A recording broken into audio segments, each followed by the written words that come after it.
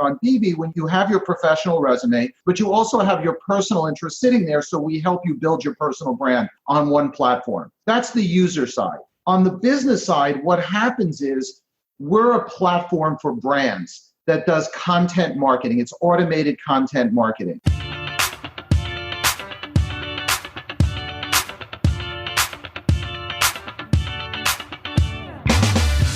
Hey y'all, welcome to Selling with Social, the podcast that helps marketers increase marketing qualified leads, sales reps to shatter sales results, and sales leaders to grow as leaders. Each show, we interview sales, marketing, and social media practitioners, leaders, and influencers to help you connect, close more deals, build stronger relationships with clients, and improve your sales productivity. I'm Mario Martinez Jr. You're now listening to Selling with Social.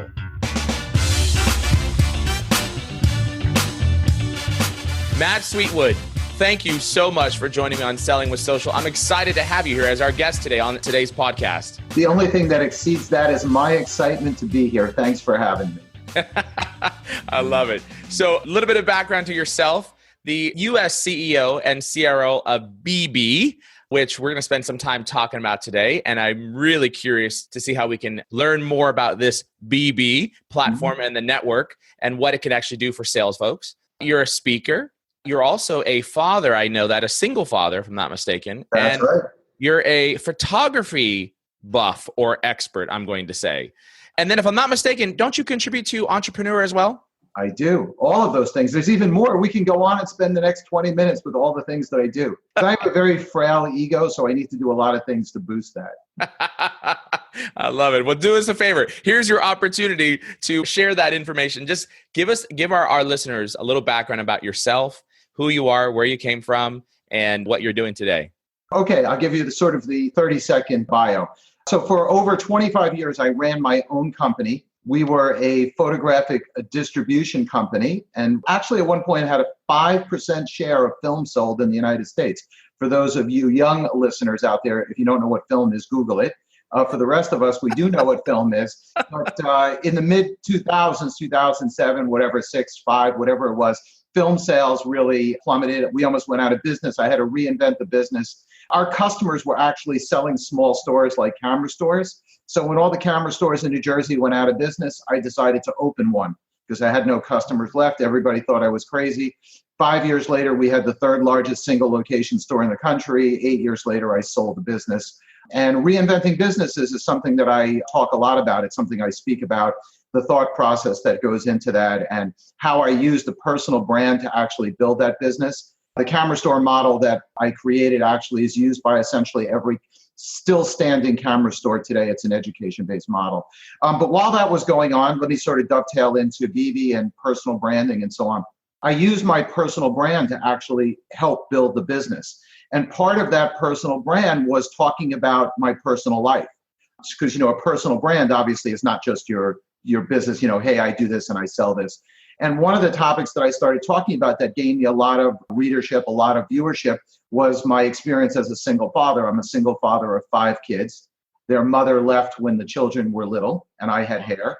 Now they are all in their 20s, highly successful through divine intervention, I say, because I was probably a pretty crappy parent in some ways.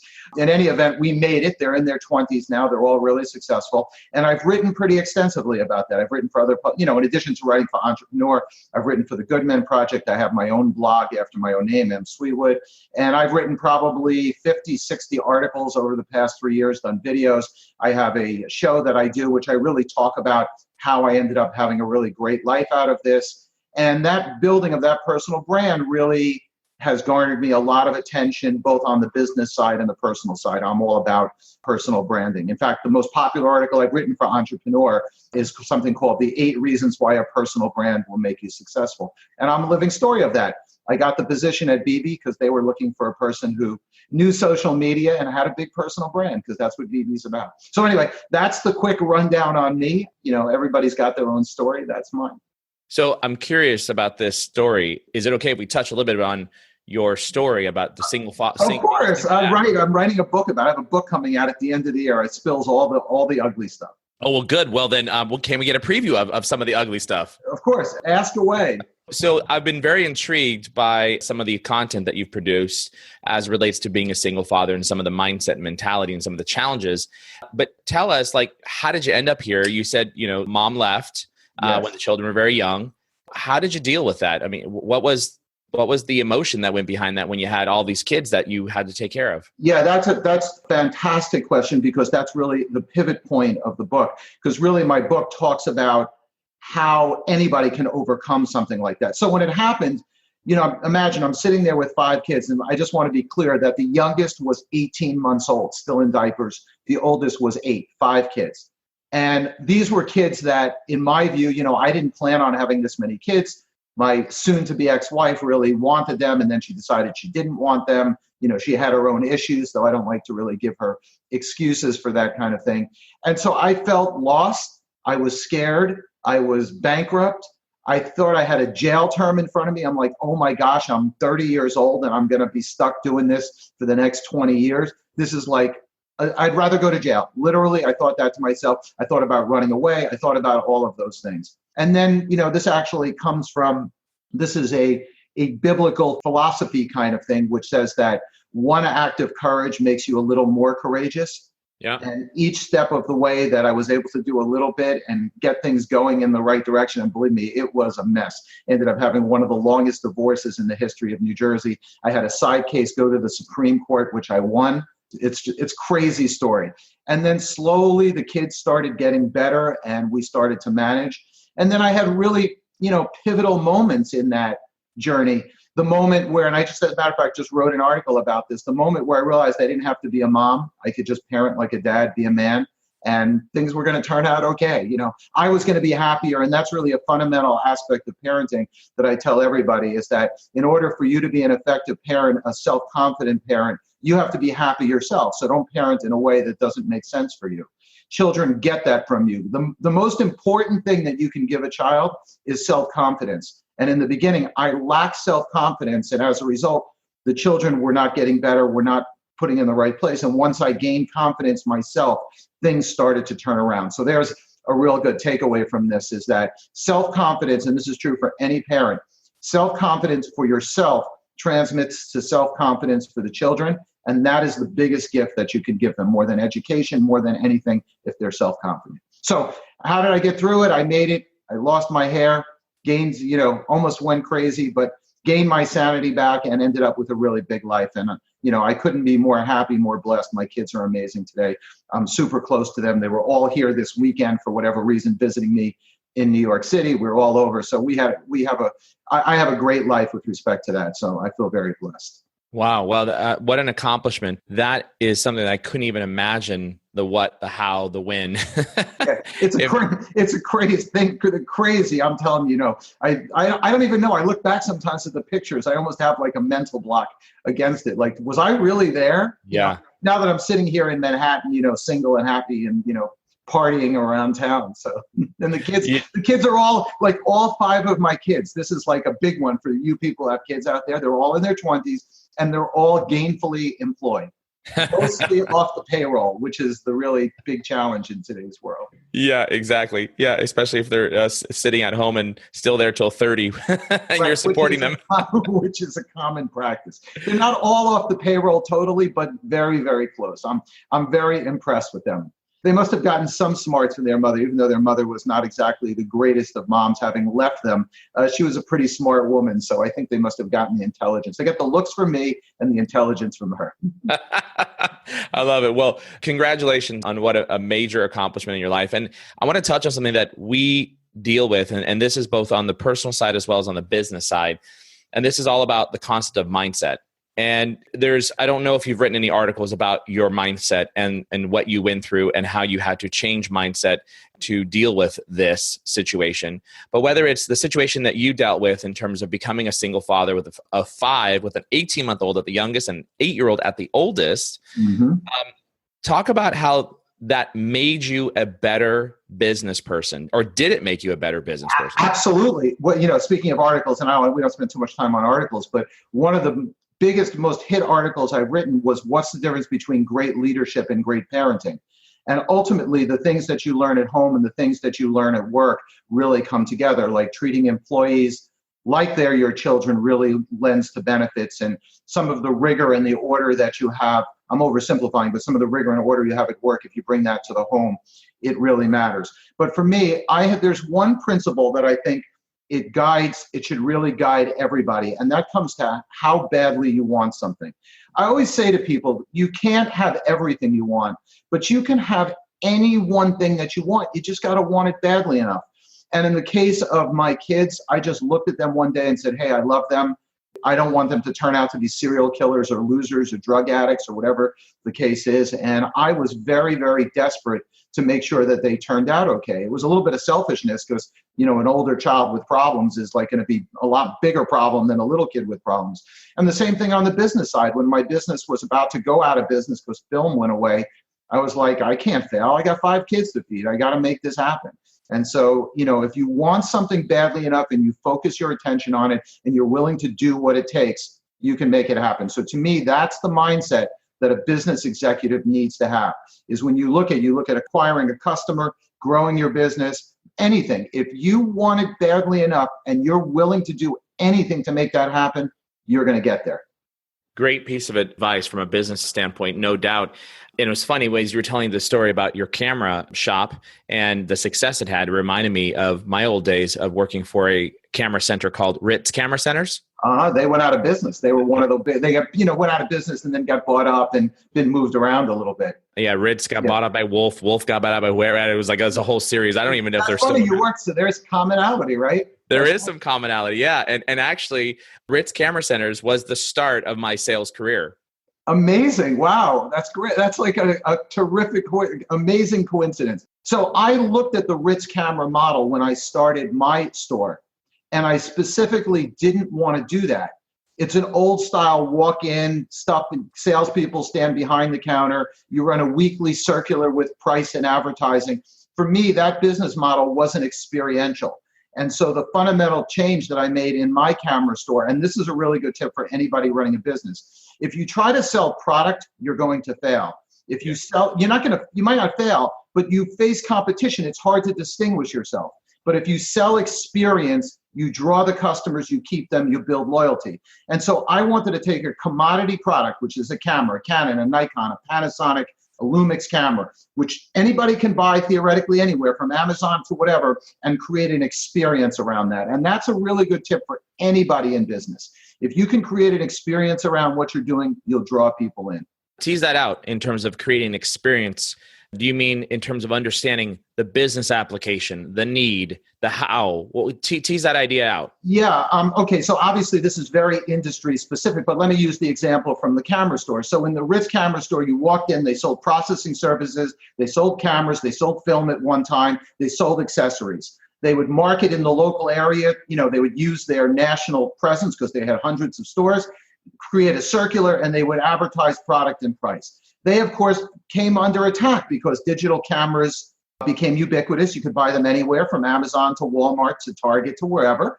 Film went away. The margin went away.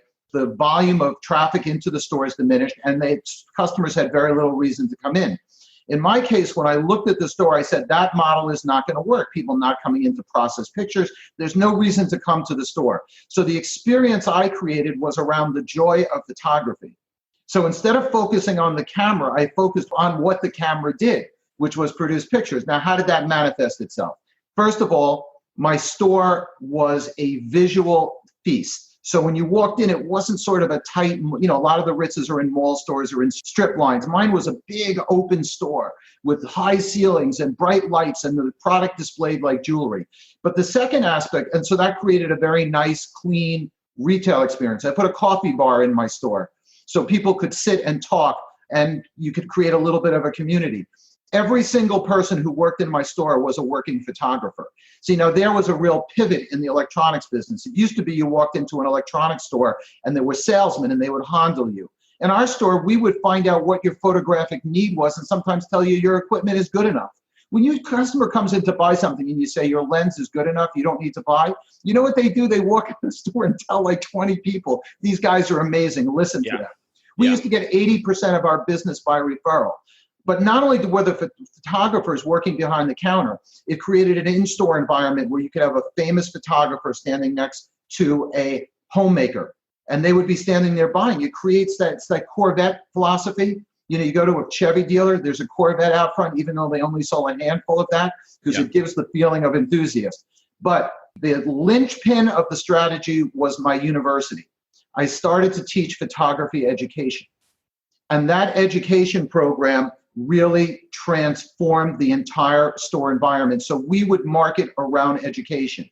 We would take trips. We would go to see all sorts of events. I arranged tours in Grand Central Terminal, out to zoos, to wherever, road trips out to see botanical gardens. We would go to sporting events. I was a sponsor of Nets basketball. We would go onto the court and you would actually shoot. So, and then we would do in classroom setting where we would have famous photographers came in. So that experience of learning photography, learning about the joy of photography, becoming connected, improving is what continued to draw people in the store. We went literally from no store. Within 3 years, I had the largest photography education in the country. Within 5 years, we were one of the largest stores. And that experience is really what it's all about. So when I would advertise, I wouldn't advertise Lumix camera $8.99. I would advertise, take a trip and go to the top of Rockefeller Center and that's how you would draw people in. So I think that lesson can be applied in any business, is that if you can figure out what is the benefit of the product or service that you're selling and sell that, talk about that, you're going to create that experience. Well, and also too, you bring up a good point about the experience, which is understanding the business need and really selling to the need and helping that buyer through that process of experiencing all the things that they could have with this particular solution that meets their particular need. Right. As a matter of fact, Best Buy sort of took a look at stores like mine, and they've tried in their process to save themselves, started to create more boutique kind of stores where they can do some sort of an experience. When you do, the interesting thing for what I did is it's hard to scale. Because imagine having, hundreds of stores across the country, all equipped with either photographers or audiophiles, right. Best Buy selling a wide thing. But yeah, that's right. You're exactly right. Is look at what your product is doing and really go at it from that perspective. That's what I did, of course. So I shared this before on a previous Selling with Social podcast, but I mentioned earlier to you that I actually started out my sales career at Ritz Camera Centers, and I was a photo finisher, meaning I was behind the giant machine that you click the negative button, the plus button, to add some cyan, add some color. It was like, this was an art, right? So I figured, but what's interesting is at about a couple of years into, or maybe it was less than a couple of years into working as a photo finisher and a part-time sales associate, the district manager, his name was Hunter, he came into the store one day and pulled out his book. He had this big giant binder, and it was like the old school binders and had all the data and stats and sales volume. And he says, Mario, he said, you are leading sales for the store over the full-time sales employees as a photo finisher. Like, what are you doing? And at the time, I really didn't understand what it is that I was doing. So when I went to go to Berkeley, Cal, I asked to be transferred over, and he came in and he said, we're going to transfer you, but we're not going to transfer you as a photo finisher. And I was like, well, okay, what are you going to transfer me as? As a salesperson. As a salesperson, what are you talking about? And he says, look at this. 2 years standing, you're leading now the district in sales as a part-time photo finisher. What are you doing? And I really started to figure out that what I was doing is exactly what you described, which is exactly the experience I use today. What are you trying to accomplish? What do you want this camera for? Is it for a birthday? Is it for a race? Because still shots for a birthday is one camera with one set of film versus using it for a race or for an event is a different camera with a different set of film and possibly even a different lens. And so really taking the time, I think this is so important for salespeople to understand, when we are selling to our buyer, we need to understand the need and then sell to the need.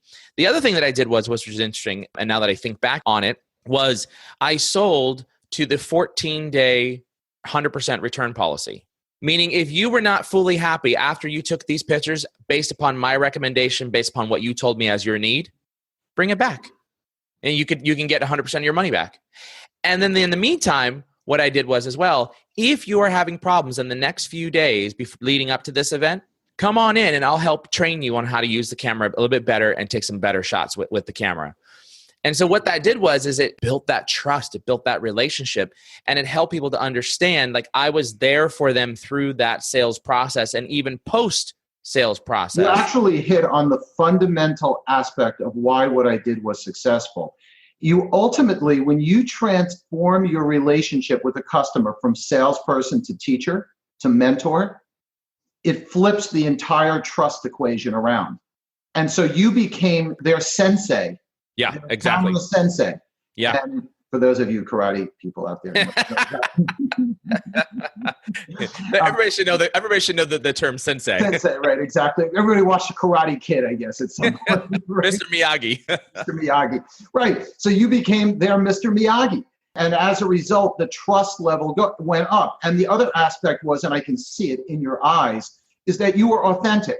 See, that's something that I think a lot of people in sales, they get caught up in the process. People have a sense about when you're being authentic. I always say this when you're building your personal brand. People are like, well, I should talk about this. I'm like, do you like doing that? Is that something you really want to talk about? And I think that authenticity, the combination of being a mentor and being authentic, is going to draw any customer in and really increase sales without a doubt. Yeah, excellent. Well, so let's talk transition a little bit about BeBee Networks. Mm-hmm. I mentioned earlier that you are the US CEO and the CRO of BeBee Networks. BeBee is pretty hot right now. I get a lot of people talking about this new platform. I'm pretty impressed. So talk to me about, how did BeBee start? What was the basis of the platform? Okay, so this was it was started in Spain about 2 years ago at this point, a little over 2 years ago, with the concept of affinity networking. So if you look at the way, for example, LinkedIn works, LinkedIn, you typically connect with people either who you know, you do business with, or people who you previously knew. In fact, when you get a connection request from somebody you don't know, you're kind of like, hey, what's going on with that? I'm an open connector. I don't really care. I have 30,000 connections or something like that. I don't really care. But if you're really using LinkedIn as a sales tool, I'm not sure you would recommend that open connection strategy.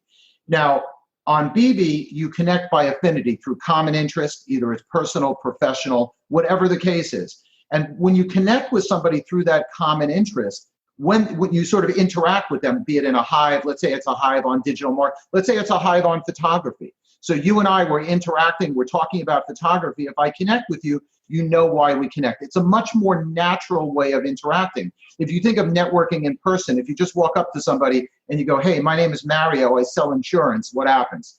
The person goes like that. So, yeah, no thanks. Right. You try to establish some sort of commonality because that builds trust.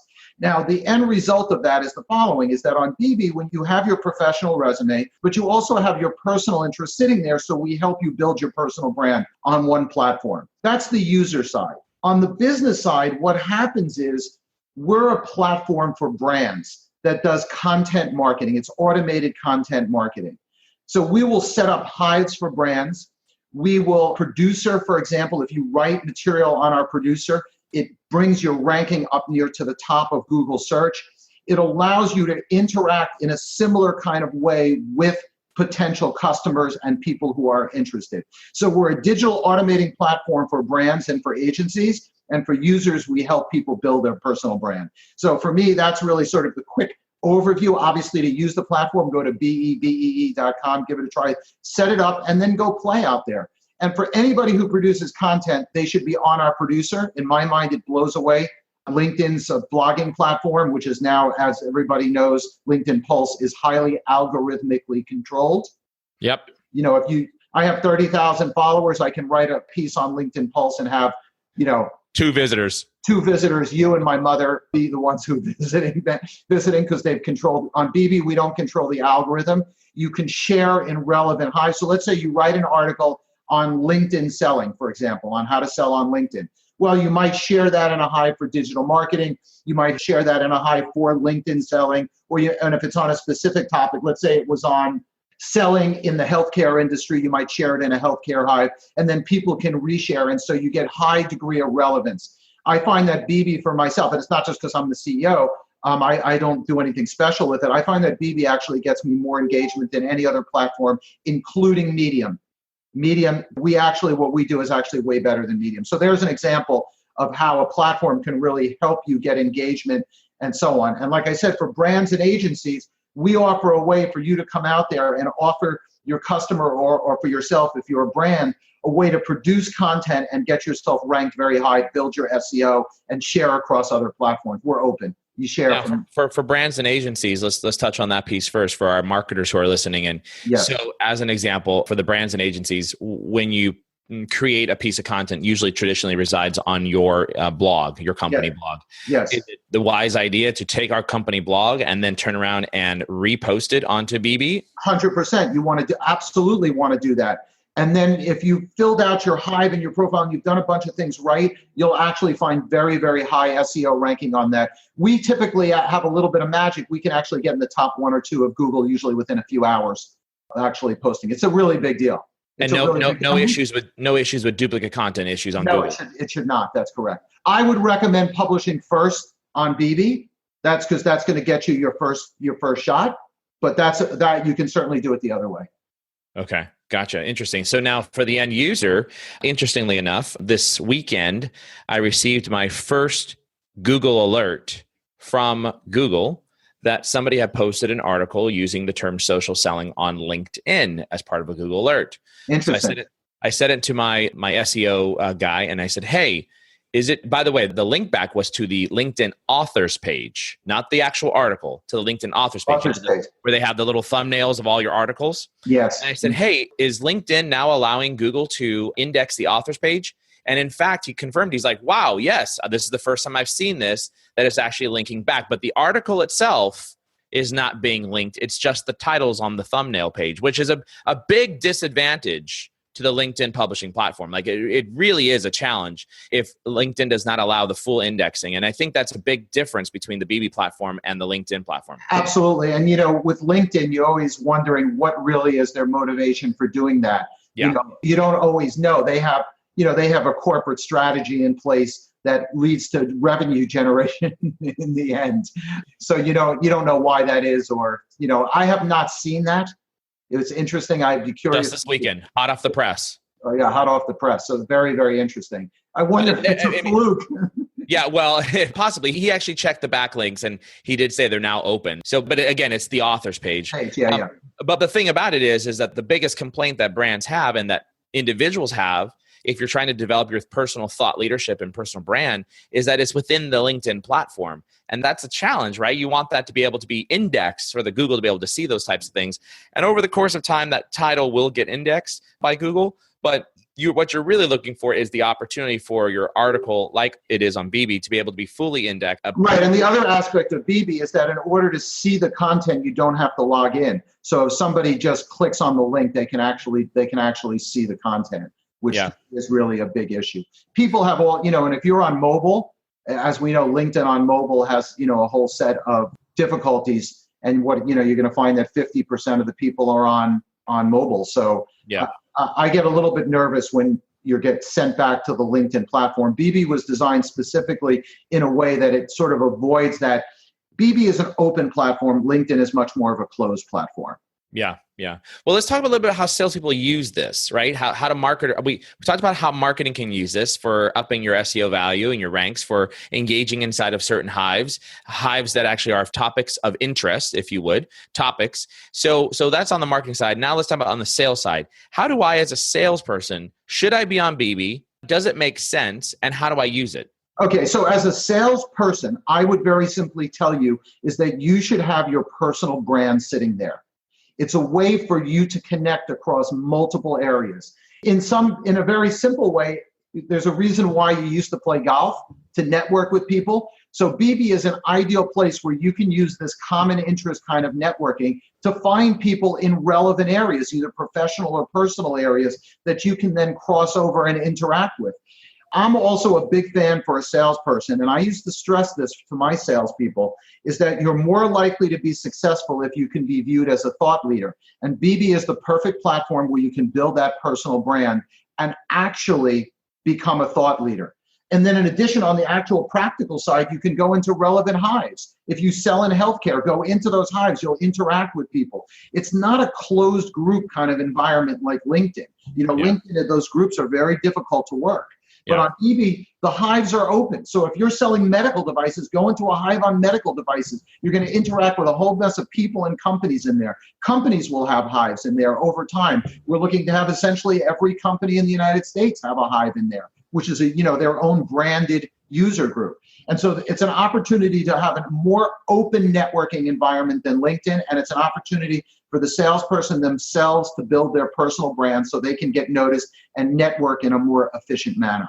Yeah, so that makes sense on the personal branding side. So making sure that you're always managing to your digital brand so that as buyers are engaging or looking you up, they'll find the right type of content that you want to serve them. On the sales side, in terms of engaging and looking for opportunities and looking to create more conversations, are there any mechanisms in place, search availabilities, that allows me as a salesperson to not just go into any one hive and then look at maybe the tens of hundreds or thousands of conversations and get lost 2 hours later and not have produced a conversation?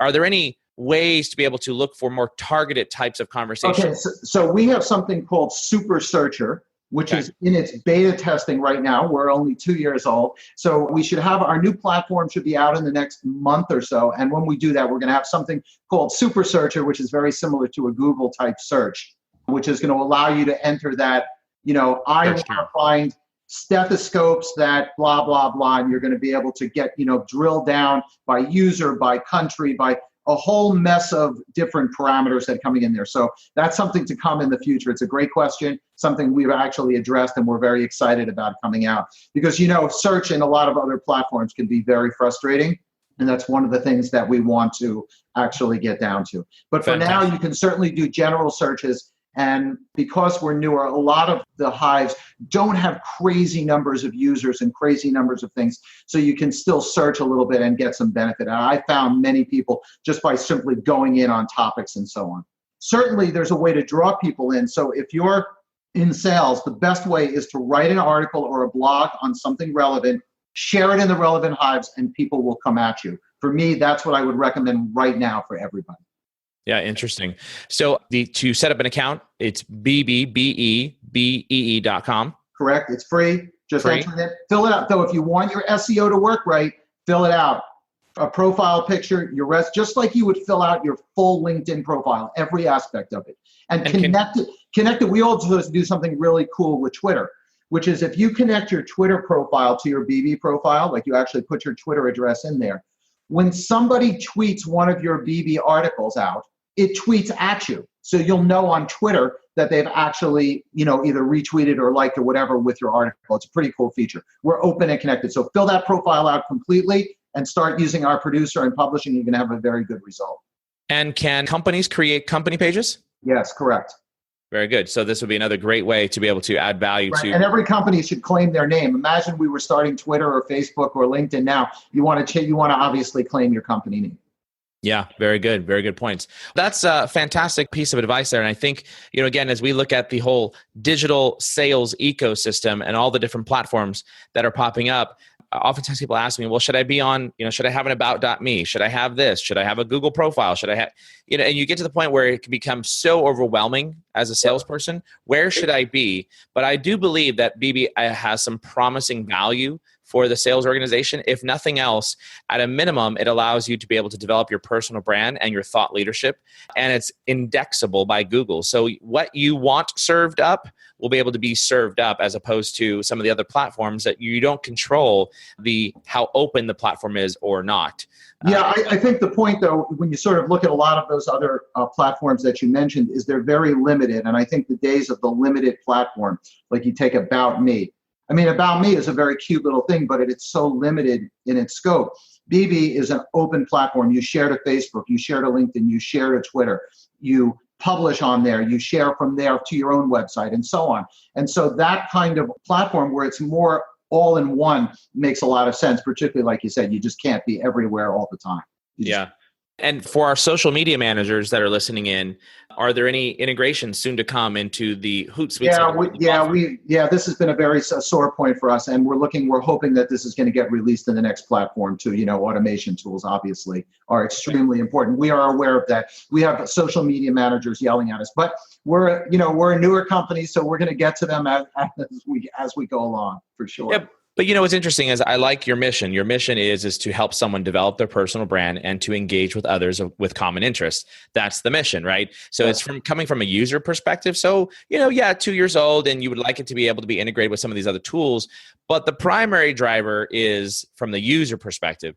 Companies now are looking at it from a brand perspective. Of course. And you'll get there, which is a great thing. So let's transition for a moment here. And we have the entrepreneurs that are listening in and sales folks and sales leaders that are listening in. What have been some of the challenges in launching a social media network?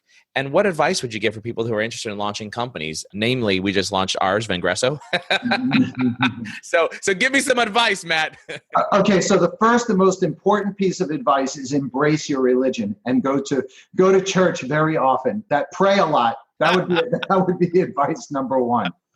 And you're literally meaning that. That's right. I am right now. Exactly. I installed the throne in my office just so you should know, so I can the prayer. I love it. I mean, really what it comes down to is executing the business plan in a sensible way. In other words, take a look at what your goals are. Are they achievable with the money at hand? Manage your expenses. One of the reasons why I'm CEO here is that I am one cheap, guy. I don't waste money. I'm very careful with how I spend it. You watch, and that cash burn is very, very important when you're in a startup company, as you know. Because you can go through money very, very quickly. And so you want to look at how to get your company as profitable as quickly as you can by setting realistic goals for what you can do. That's to me when I've gone to a lot of startup events and so on. And a lot of times if you try to do too much, that's where you really get yourself into trouble. So you want to keep your focus narrow and understand what it's going to take to get your company profitable, because you can't run indefinitely without making a profit. And to me, that's what it's about. Staying focused, being smart with how you spend your money, have a plan that's achievable in a reasonable amount of time. And as you've grown and scaled the platform, what are some of the audibles that you've had to call? That's a great question. So you need to set your business up so that it is flexible. We've had to change directions several times, sort of change the way we've approached the business a little bit. And so having a management team that is really can quickly react and is willing to change. The worst thing you can do is start off with a business plan or start out with a business idea and just take that off the cliff with you. You don't want to do that. You want to be able to shuck and jive as you go along, because business and the world changes as you go along. And the longer you're in business, the more likely that is to happen. So being adaptable and having a management team that's capable of adapting is extremely important. How large is your management team? We're a total of about 40 people. And, so we loosely design, the roles. I would say there's 5 or 6 people that I would call in management roles, 3 key management positions. Let's just say it's 5 or 6 people. Yeah. Is all 5 or 6 people involved in every decision? No, absolutely not. In fact, the way we have it set up is the 3 top people make all of the super key, vital decisions. And then each person has their own task. One person's in charge of financing. One person is in charge of software development. You have marketing and so on. I'm running the United States operations. And so we really silo and then we come back together and we meet. I think that's a very, very important point. Key decisions. And I think I'm going to sort of flip that a little bit, is that when you have a startup, you should understand in advance, like a marriage, how key decisions are going to be made. And what you're actually calling a key decision. I think that's extremely important. Things like if we're going to spend more than $20,000 on something, we have to get 3 people to agree. If we're going to do this, and those kind of rules are extremely important. They avoid disagreements. They make a clear path for how you're supposed to operate the company and so on. And what happens, have you run into the situation, what happens when you've got, just say this decision by committee, 3 folks, and you've got the other 3 managers or leaders in the organization that are senior leaders that maybe one of them or 2 of them disagree with the approach? What do you do as a leader? Do you yield to the majority? Do you vocalize your opinion? Or do you stay in your swim lane and allow things to run its course so that because everybody's been given an assignment? What's the best piece of advice you'd give for entrepreneurs who are scaling? I mean, first of all, if it's your money and it's your business, ultimately the decision has to lie with you. That doesn't say that, there's a really good tip. is that when you're going to make a key decision, you should be the last person to speak. So you let everybody else say what they have to say. Yeah. And you take it in and then you make the decision. Let them argue a little bit if they don't like, but then you really have to go with it. I think the most important aspect is just to make sure that everybody feels like they're being heard. That's really what it comes down to. But ultimately, if you're the boss or the committee is the boss, they're the ones that have to make the final decisions. They have to live with it, good or bad. And so, is it productive though for everybody to actually have to be heard? You think about this, especially when you have multiple leaders in an organization. Does every leader have to be heard, or do you have to have some level of confidence in the leaders that you have in that, say, that swim lane, as an example, that they're going to do the right things, and on the real important things, you'll speak up? Yeah, I think that's all true. In other words, you certainly don't want to do it with every decision. Right. But if you have a decision, sometimes if you've hired good people, you want their advice. Sometimes they have the vision that you don't see. They're seeing things. You want to get their input, but sometimes tough decisions need to be made and you just make them. It's as simple as that. So I think it totally depends on the circumstance. I don't think either way is right in every circumstance. It just depends on what the decision is about. Yeah, I agree. Yeah, I mean, I think what it comes down to a lot is one thing I will say is clearly 100% consensus-based decision-making is not a way to be able to run and scale a business, right? However, you do need the checks and balances, right? So if you're solely making decisions on your own without really checking and balancing amongst the community, you might have a challenge there. And that's why I think it's important as you grow and scale a company, is to actually have a partner. And that partner helps you to think through the what ifs, the hows, did you think about this, or what about this particular issue? But that's one of the other challenges too in entrepreneurship, is that, when you have a management team, everybody oftentimes feels like they want to help make the decision. But if you're over finance and someone's over marketing and someone's over operations, delivery, you've got to let those respective leaders, if you've partnered with them, if you're working with them, you've got to trust that they're going to do their job, right? Well, having been on the marketing side of the equation a lot, the one thing I will say about marketing is that everybody thinks they're a marketer. That's true. That's right. Everybody knows how to market. We've all watched TV commercials, so therefore everybody's a marketer. But no, actually what you're saying is really on. And I've actually consulted entrepreneurs on their business on many occasions. And a few times entrepreneurs have said, look, I have 100% consensus on this. Our team is behind it. And I'm like, that's probably because you're not such a good manager and they're just scared of you and they're just agreeing with you. So you have to be really careful, and I mean this in a positive way. Entrepreneurs can be very charismatic. They can really, drive the day. And if you have somebody working for you, you want to make sure that they're in a position where they feel they can voice themselves if they have to, where they're not just kissing your ass, because that doesn't help anybody. So, what you're saying is right. A lot of times, you're in finance, you're in marketing, whatever, you need to let those decisions be made. When it's a big level decision, then it's really up to company leadership, whether they involve everybody or whether they just make the decision themselves. Yeah. I like your suggestion of having small subcommittees, right? Or small committees that help to balance decision-making. Yes. But not necessarily, you're never going to get in your organization, you may not get 5 or 6 of your leaders to all agree in the same direction, right? No, you're probably always not. going to have a dissenting vote of some sort. It's very rare that you'll have 100%, all in one direction. So that's great advice, especially from you, Matt, having been 2 years in the making, a very up and coming social media network, BeBee network. So very exciting. Well, Matt, we've spent a lot of time talking about mindset, some of the challenges you had personally and how you've yet leveraged that from a business standpoint. We also spent some time talking about BeBee and how it can be leveraged for a personal brand, both by companies as well as from an end user perspective. And I love the concept that we just talked about through entrepreneurship and how to grow and scale your business and some practical advice. I got just really one more question for you, my friend, and that is, well, actually 2 more questions. I lied. 2 more questions. Oh, it's going to cost you extra. And number one is, if someone wants to get a hold of you, how do they connect with you? Okay, on social media, personally, I am M Sweetwood everywhere. Twitter, Facebook, Instagram, LinkedIn, BeBee, everywhere. M Sweetwood, and go to msweetwood.com. You can find me. I'm pretty big out there on social media, if you've seen. So. Okay, fantastic. And if they just connect with you, that's fine. If they want to reach out to you, ask any questions, I answer everybody. I'm totally a serial interactor. I love that. I'm a serial interactor. That's going to be my next topic of the article, a serial interactor. And last but not least, I always ask questions of this to all of my guests. Your favorite all-time movie ever in the world? My favorite movie? Favorite movie. Is there a maximum rating that I'm allowed to go to? You know, like PG-13R, anything like that? No? Let's keep it at R and below. Keep it at R and below. Okay. Right. Okay. So for me, my favorite all-time movie, without a doubt, is Rocky. Rocky. Why is that? I mean, come on. It's the ultimate story, the underdog. What do I like about Rocky? Is that he was underestimated, totally ignored, and he wanted it bad enough. How badly did Rocky want to be something?